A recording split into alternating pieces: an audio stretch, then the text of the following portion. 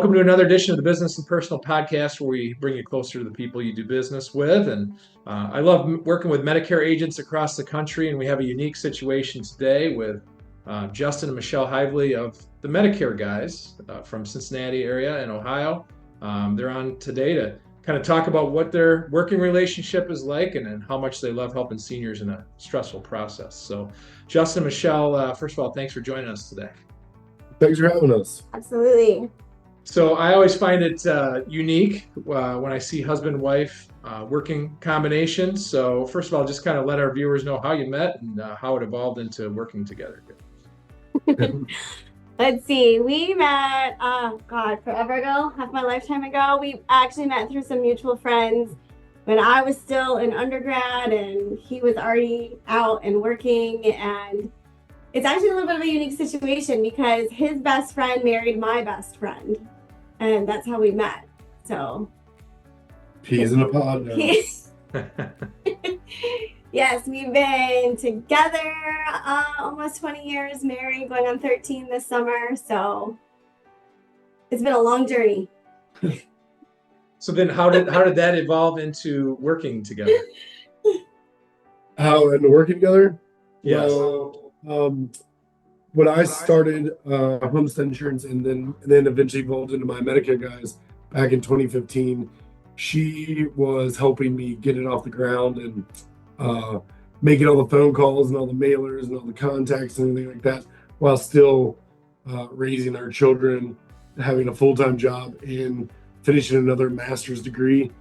And just recently, she'd always helped me run it. Just recently, she decided to step into a bigger role and basically take over. So I was a social worker, always had a passion for helping people. I worked with youth and juveniles, and then I was a school counselor for a while. So just connecting people in different systems and like that has always been a passion of mine. But our kids are getting older, they're getting more involved in activities. The school systems right now are just a lot of pressure. I was working ridiculous hours and I thought, why not put that energy into a different passion of helping people in a different way and sort of growing our family at the same time. So it just seemed to be a good fit. So it started out as the Medicare guys. Now what should be the Medicare guy and gal, or what? Yeah, it's Medicare guys and gals. It's interesting. We bought the domain name My Medicare Gals.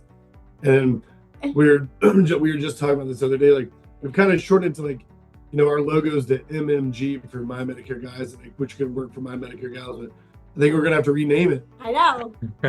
We gotta do some rebranding. Yep. Yeah. You got to be flexible with that. You never know which direction business is going to take you sometimes. Yeah. Huh? So, I work with so many different Medicare agents around the country, and I love working with y'all and all the stories of amazing amount of money you're able to save people with just the slightest tweaks. And hey, Medicare sign up is stressful. I just look at all the different options that people have. When I turn 65, I'm not even though I've learned a ton of about Medicare, I'm no way I'm going to try to do it on my own.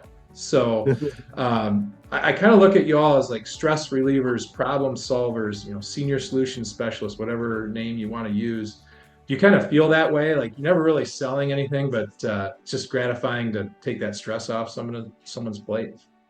Yeah, I would say absolutely. I just actually had a former coworker of mine that was in the schools who's getting ready. She's like trying to plan out her retirement next year. And she was like stressing. She's like, oh my gosh, I can call you now. Like, can you come meet me and just walk me through the process? Like, when does it even start? Like, what are the costs? Like, what do I have to, like, are there hoops that I have to jump through? Like, where do I even begin with this? Because it's scary and it's overwhelming. Yeah. That, just like you said, I don't feel like we're selling anything, really. At the end of the day, we have a few of our downline agents that, while we were having a conversation with them, said, the best part about this is we're not selling them anything. They're transitioning. We're just helping them find the right product. Like, there's no pressure. You don't have to pressure them to buy it because they have to buy something. And we're just trying to educate them, show them the options, and lead them in the right direction. But you don't need to have any high pressure tactic sales or anything like that. Like, it's that my days of doing that are over, and I much prefer this role of just being a Sherpa to help kind of walk you through it and get you to where you need to be. And I have never been a salesperson. That is not my background. I'm an educator. That's what I love to do. I love helping people. So this was a good fit, and I don't look at it all as sales. And you know what? We work all our lives to get to that point. We put all this money into the Medicare pot through our taxes. It's like, why rush through that process? Make sure you're working with someone that knows everything about it. And guess what, folks? You pay them a grand total of attention.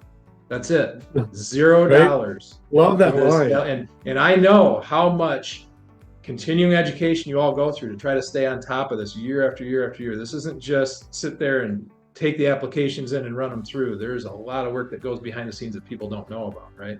Yeah, and I appreciate you saying that, because I think a lot of people don't understand that, like, we don't make money from them. Like, they are not paying us, our clients are not paying us.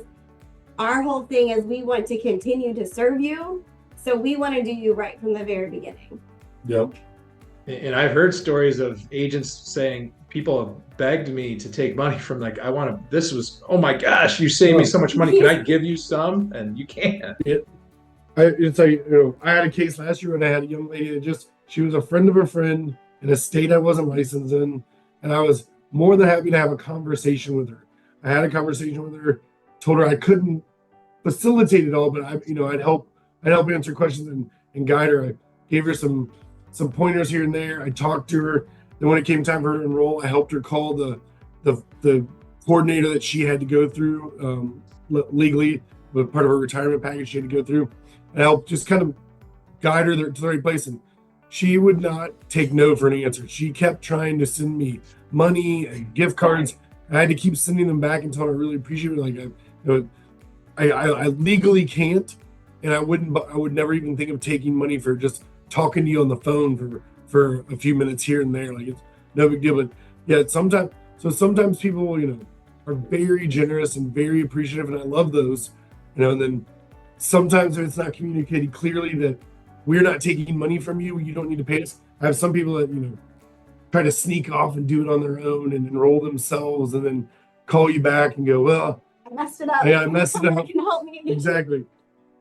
I thought I'd go and do it myself. I'm a bit of a DIYer, and like, this isn't like, repairing your gutters. Like, you don't do this right, you're stuck in your plan. So I guess maybe I need to make sure I more effectively communicate with some of those people that, hey, you're not paying me. I'm already being paid. Like, I'm just trying to help get you to the goal line. Yeah. You're just a facilitator, basically. Yeah. So on that note of, I've seen so many scenarios where the slightest tweak saves people literally thousands, tens of thousands of dollars sometimes in total. What are some of the things that you see? Oh, hey, just make this change. What are some kind of common mistakes that you see? I would say reviewing medications and making sure that we have the complete list of the meds that you're on and you're taking, and that are, those priority drugs that you need regularly. And that as long as we have a clear understanding of like who your doctors are and what medications you are, because sometimes different carriers will cover things a different way, and doing an annual review, because what one carrier does one year, it might not look the same the next year. But even tweaking like generic drugs, or if we miss one drug that's super important that you didn't give us and I run a quote and it's totally skewed. Those have been like the big issues that I've come across recently. It's just having that open communication and making sure that we have that accurate information so we can get you the best price on your plan. Yeah. I mean, right now with the prescription drugs and everything, there's just so many factors that can play into it, whether or not you're picking the right pharmacy, if it's an in-network preferred pharmacy versus a standard pharmacy, that can make a huge difference. If you're doing 30 days versus 90 days, that can make a difference. If you're doing mail order versus picking up at retail, that can make a difference. Sometimes we have people that are coming from maybe really robust retirement packages or employee packages that, like at their former employer, and they're just used to always getting the name brand, but they really don't care if they get a generic. And then you're going, oh, I could save you a ton of money this way. Like hundreds or thousands of dollars a year. Right. That, and then on top of all the new regulatory changes that have started happening and are going into effect next year, that is a huge deal, right? Where we're trying to eliminate this donut hole, trying to eliminate the maximum amount of pocket that Medicare recipients are going to be paying on their prescription drugs. That is already coming down the pipeline. We're already seeing changes on that. And I think that that's going to be huge going into next year. You know, when if they're going to reduce that cap so much, it's going to change the structure of these plans tremendously. And I think that being aware of what's coming down the pipeline and kind of prepping for it can make all the difference for us and for our clients moving into 2025. You know, there's some things you're safe to put on auto renew. You know, your Netflix subscription, you're probably okay Right. putting that on auto renew, but I probably wouldn't do that with your Medicare plan. No, and it doesn't have to be a big deal. You know, it can just say, hey, I just want a quick update. Here's my doctors, here are my meds that I'm still doing. Can you just run a quick review of my quote and just make sure, you know, if it's generally the same, or if there was a huge difference or a huge shift year to year, then that way that we can catch that for you. And, you know, for people that may have stumbled across this podcast that are searching because they're getting close to Medicare age or whatever and just trying to gather information, feel like they fall into 3 different buckets. So I want you to kind of explain when the best time is to reach out to you. So let's start with the people that are not 65 yet, getting close. When should they really start taking a deep dive into it and get ready to go? If you're not 65 yet and you're planning on retiring around 65, I would say reach out to us. Give us 90 to 60 days, because we still have to put some things into place like Medicare Part A and Part B, your Social Security, before I can even do my part, or we can even do our part to help build the Medicare supplement or Medicare Advantage plan, whatever. So something like that. The tightest time frame is for the individuals that have worked past the age of 65 and now are thinking about maybe retiring. In that situation, we're going to need a form or a Medicare Part B application signed by someone at their employer attesting that they've had insurance since 65. And that kind of gets a little tricky because sometimes they don't necessarily want to tell their employer they're thinking about retiring in 2 months or whatever. But we're going to need, a minimum of 30 days, preferably 45 to 60 days, to get their employer to sign that document, get it turned into Social Security, get Medicare Part B approved, and then get back to me to help get you enrolled before the final retirement. Yeah, so those are 60 to 90 days before you turn 65 if you had it. We're also happy to help. Some people just want to know generally what the process is, and they'll even start a year because retirement's a big deal and they want to plan accordingly and just know how much money can they expect to pay. The quotes aren't going to be dead on accurate because everything shifts year to year, but at least you can get a general idea of sort of your monthly expenses. And Justin, you kind of led into my next group of people there when you were talking about people that are retiring at age 65. Unfortunately, we're living in a world right now where less and less people are able to retire at 65. Yep. So what are some of the things they look at when comparing the employer plan versus Medicare, and which one they should choose? So you're absolutely right. The segment of that population that are actually retiring at age 65 is growing less and less and less. Most of my clients that coming to me for Medicare are generally about 67, which has shift dramatically. But when you're actually thinking about finally retiring and wanting to go to Medicare, buy it on your own, I think one of the things that is usually the biggest issue is going back to is the prescription drugs, right? Because a lot of times when you have these employer plans, their prescription drug costs that are also embedded in that maximum out of pocket, which is not so when you get to Medicare. So we might occasionally run into someone. I had a case earlier this year. This young lady who desperately was wanting to retire. She was just over it.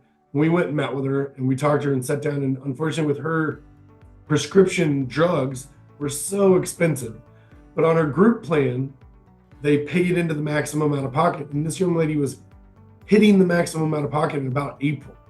And I unfortunately had to tell her, listen, right now in 2024, that those drug costs don't go to your maximum out of pocket. And the cost of your drugs is over the course of the year is unfortunately going to be twice what your current maximum out of pocket is at retirement.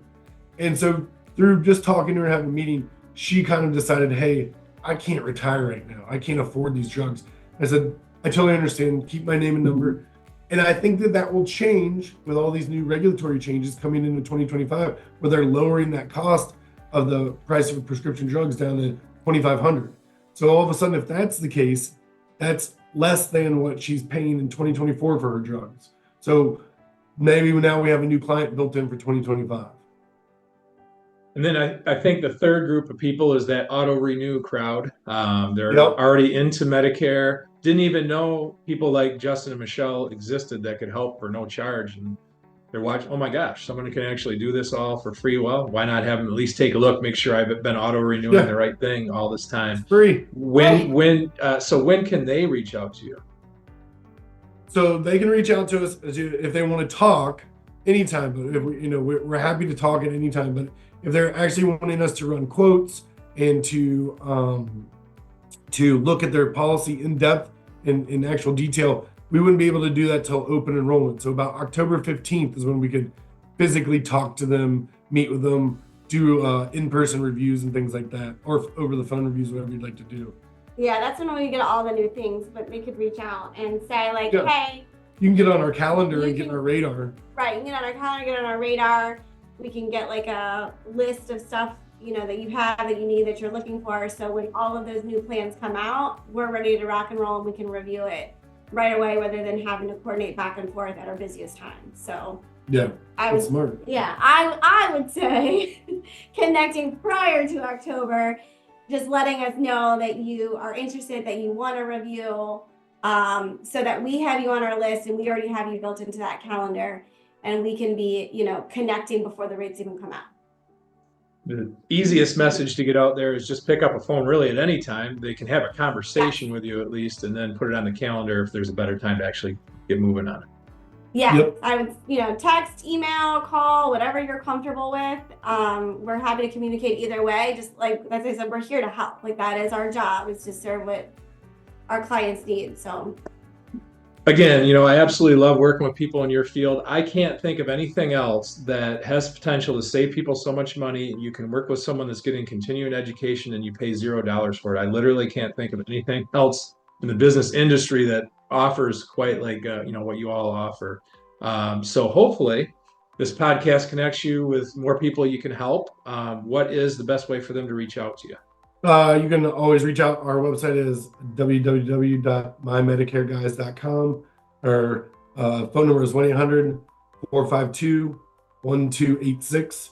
You can reach either one of us and speak to us or one of the members of our team at any time. Well, Justin and Michele, thanks so much for joining me. Hopefully you continue great harmony in your marriage and the business world and keep things humming. thank you so much, Ryan.